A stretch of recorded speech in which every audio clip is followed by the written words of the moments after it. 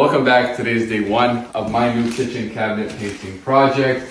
Here we have a very dark kitchen, and as you can see, everything is very bright and open, a lot of neutral colors here. So for the kitchen cabinets, the client wants Chantilly lace, which is a color we do often.